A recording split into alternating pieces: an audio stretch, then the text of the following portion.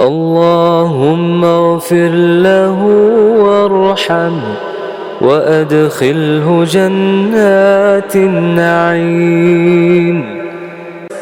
اللهم أبدله دارا خيرا من داره وأهلا خيرا من أهله. اللهم اجعل قبره روضة من رياض الجنة ولا تجعله حفرة من حفر النار.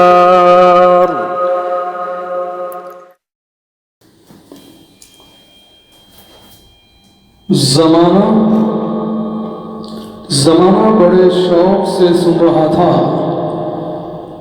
ज़माना बड़े शौक से सुन रहा था।